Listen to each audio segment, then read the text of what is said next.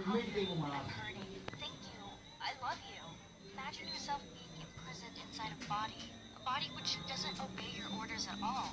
People are all around you, yet you feel alone.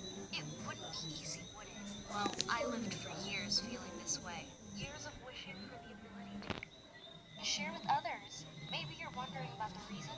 Well, it was that I fell off the tree. I was my mom and dad's only child. We were a middle-class family, and we lived in a small house with a stunning backyard, which had an old oak tree that was said to be even older than my grandparents. When my dad first bought the house, he found a tree house in the oak tree built by the kids who had lived in the house before us. After a lot of convincing, my father agreed to fix the tree house. He even made a wooden ladder so I could climb into the tree easily. I remember helping my dad decorate its walls with posters and photos of my favorite. No, this wasn't the case exactly. You see, my mom was a moody woman who yelled a lot, and nothing me or my dad did could please her. She would spend the whole night smoking cigarettes in front of the TV and then sleep the whole day. As for my dad, he spent his time working so he could pay the bills and buy us food. And me? Well, after I got home from school, there was nothing for me to do but go and play with my dolls in the treehouse. For my 13th birthday, my dad bought me the best gift ever. He bought me a little white puppy that was super fluffy. I called him Snowball. Perhaps this dog would keep me company so I wouldn't be so alone. I loved Snowball, and I taught him lots of tricks. We used to spend all day together in the treehouse. We would only go home to eat dinner. That way, we steered clear of my mom's yelling and her long fights with my dad. I watched the sky a lot during my days in the treehouse. Back then, my dad only came home after the sun had set, so I'd watch the stars lighting up the sky. They looked amazing. I knew that those stars were nothing but meteors traveling fast through the sky as they burned, but everything my dad told me about them made them seem magical. One time, I was watching the sky with Snowball, waiting for my dad to return home. When he arrived, he climbed up and sat beside me. He said, "This falling star is a wish that just came true for someone out there in the world." "A wish?" I said. He explained a long, long time ago there was a poor man praying to the gods every day. However, the gods were always busy, so they didn't answer him. One day he screamed so loudly the mountains shook. The gods looked at him and listened to his troubles. He became so sad and cried burning stars. So this way, whenever he saw a falling star in the sky, he'd make a wish and the gods would make them come true. "But can this be possible?" I asked. And he replied, "Legends are a beautiful thing to hear, but not to believe." "If the legends are so old, how can we know if they are true?" I asked. He just smiled at me and said it was time to head back into the house. On that same night, while I was lying in bed hugging Snowball, it started to feel like my life was falling apart. My mom was screaming hysterically at my dad, telling him that the money he was bringing in was no longer enough and that he should start searching for an extra job. She said that she could no longer go out with her friends because she was so embarrassed. She couldn't afford to buy new dresses every time they went out like her friends did. I saw Snowball looking at me as if he wanted to say, "What a silly woman." The fighting and loud screaming continued for a long time until I could no longer bear it. I snuck out of the window and headed towards the dark oak tree in the backyard. Everything around me was dark. Behind me walked Snowball. We crept very quietly so no one would hear us, and then we arrived at the treehouse. It was pitch black, so I missed a step on the ladder, and then my legs slipped. The last thing I remembered from that day was that after I fell hard on the ground, everything around me turned fuzzy. Snowball sounded far away, even though I could see him jumping around me. Then I wasn't able to feel anything. After a little while, I felt myself waking up. My head hurt and I couldn't feel any part of my body. I'd completely lost control over my body parts. Even my eyes, I couldn't open them.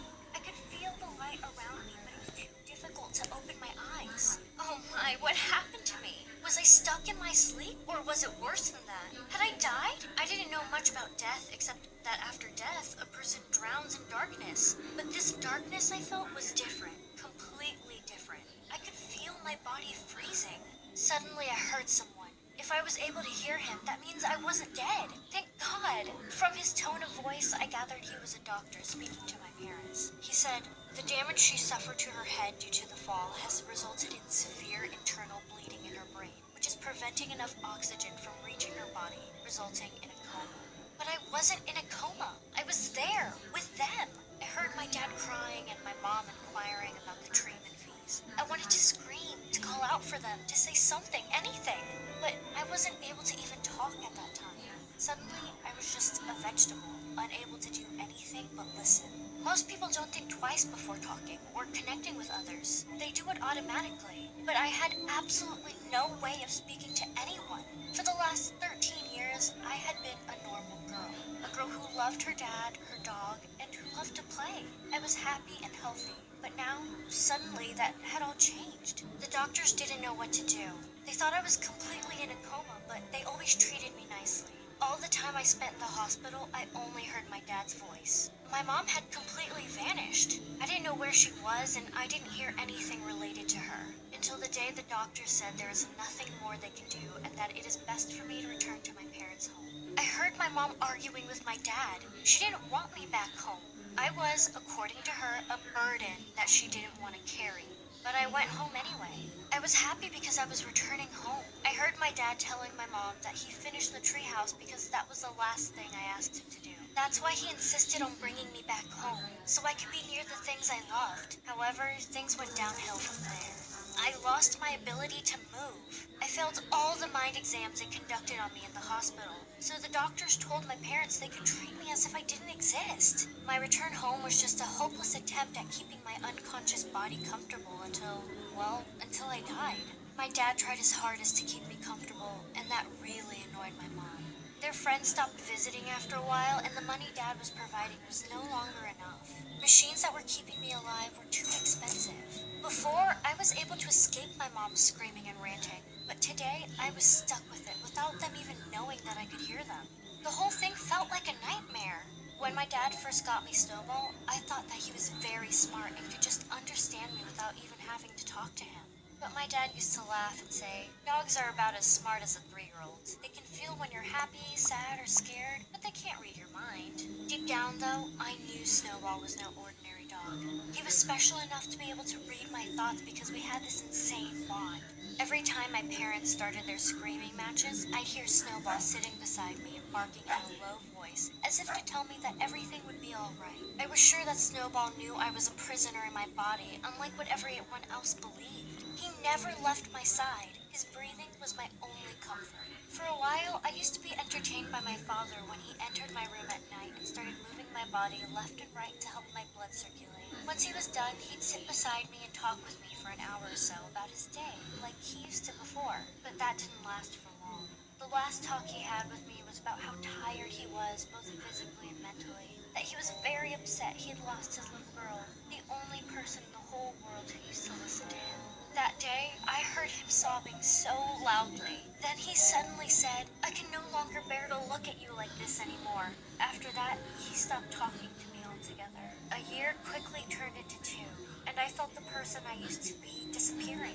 Not just her body, but also her memories. My mom said that she'd had enough with my stuff taking up so much room, and that she could put the space to good use. My dad wasn't able to refuse, so he just said that he'd move my things to the treehouse. It wasn't long until I was moved out of my room to another one that was more practical and way smaller.